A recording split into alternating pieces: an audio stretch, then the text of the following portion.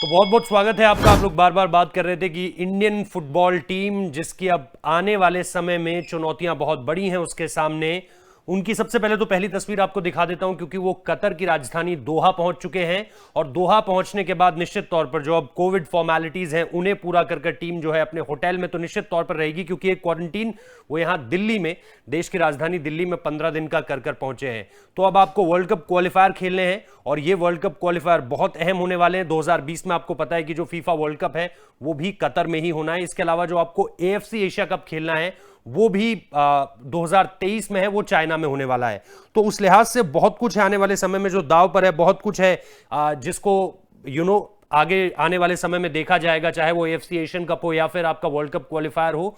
उसको लेकर के जो है वो ईगो स्टिमिट जो है उन्होंने 28 लोगों का जो दल है उसको पूरी तरह से अनाउंस किया। उसमें जो सबसे बड़ी खबर निकल कर आई थी, आपको पता है कि सुनील छेत्री की वापसी हुई है और इसके अलावा भी अगर आप कुछ नाम देखें तो ग्लेन मार्टिन्स के नाम को की बहुत ज्यादा चर्चा है, क्योंकि उनका जो एएफसी लीग थी उसमें उनका बड़ा दमदार प्रदर्शन था। और इसके अलावा भी अगर हम देखें एफसी गोवा के लिए जिस तरह से उन्होंने खेला है, प्लस जिस तरह से 2015 के बाद उनका करियर सामने निकल कर आया, बहुत सारी ऐसी चीजें जो पॉलिटिकली डिप्लोमेटिकली बहुत सारी चीजें इस तरह की भी थी जिनको लेकर के क्वेश्चंस थे, लेकिन फाइनली वो अब इस दल में है और आपका मिडफील्ड उससे स्ट्रांग ही होने जा रहा है।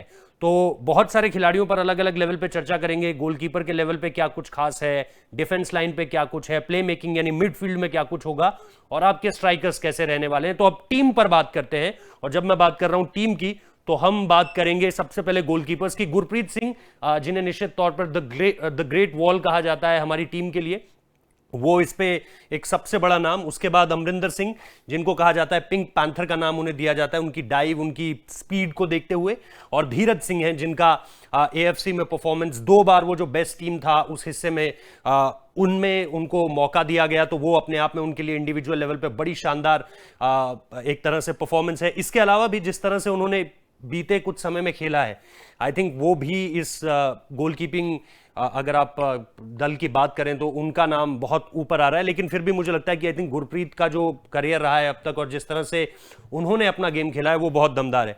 अब सबसे पहले बात करें अगर डिफेंस लाइन की, तो इसमें आप देखेंगे प्रीतम कोटाल का नाम है, अगेन जो एक्सपीरियंस उनके साथ है। राहुल बेके हैं, नरेंद्र गहलोत हैं और इसके अलावा अगर आप देखें तो छिंगलिंग साना है, ये एक युवा खिलाड़ी, और इनके साथ फिर आकाश मिश्रा को आप देख सकते हैं, ये एक युवा है। आदिल खान अगेन एक्सपीरियंस खिलाड़ी है, संदेश झिंगन बहुत एक्सपीरियंस है उनके पास, और फिर आपके पास सुभाषीष बोस भी है। तो आपकी डिफेंस लाइन ठीक है और इसमें युवा और जो हम कहते हैं एक्सपीरियंस खिलाड़ियों का मिक्स है। अगर आप मिडफील्डर्स में आए तो उदांता सिंह की वापसी हो रही है। पिछली बार हमने देखा था कि कैसे आपको जो पेस चाहिए होता है वो पेस आपके पास नहीं था और उस पेस की वजह से आप जो है लैग भी करे कई जगह पे। तो उदांता सिंह की वापसी एक अच्छी खबर है। ब्रेंडन फर्नांडिस, इस खिलाड़ी की जितनी तारीफ की जाए उतनी कम। एएफसी चैंपियंस लीग में हमने देखा था कि किस तरह से इसने बढ़िया परफॉर्म किया और इंडियन टीम को कई जो एफसी गोवा को लेकर अगर आप इंडिया का परफॉर्मेंस देखें उसमें तो उस पे उनके नाम की बड़ी चर्चा हुई।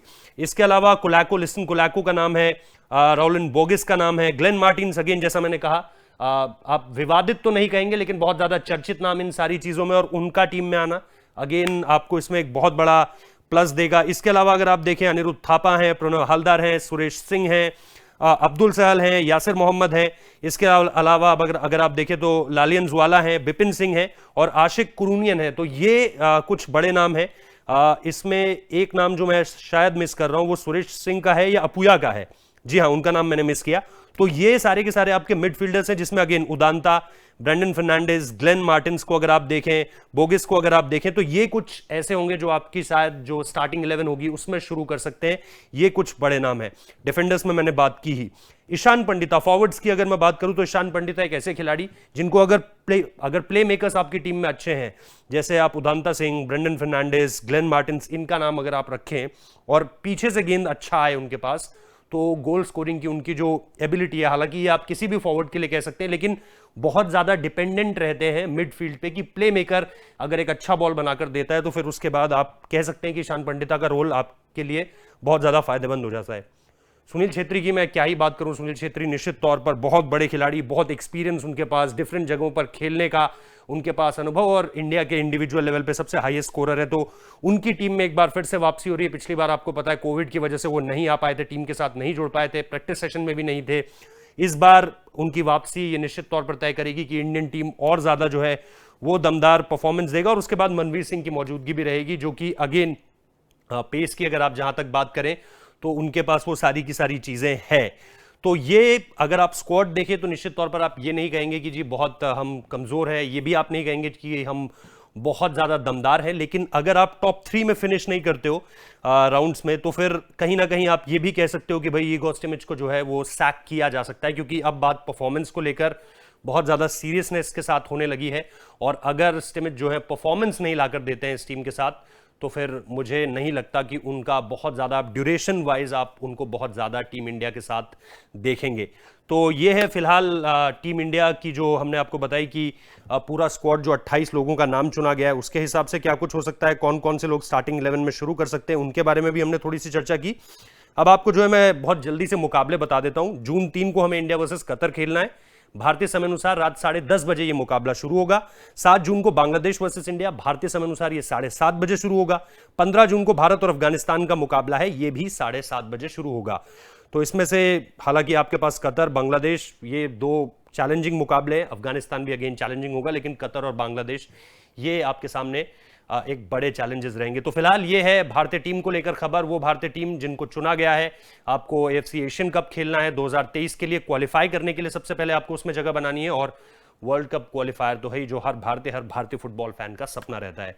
कैसी लगी ये खबर आप कमेंट बॉक्स में जाकर बता सकते हैं। वीडियो अच्छा लगा है तो लाइक कीजिए, शेयर भी कर सकते हैं आप, और हमारे चैनल को सब्सक्राइब करना मत भूलिए। बहुत बहुत शुक्रिया इस वीडियो को देखने के लिए।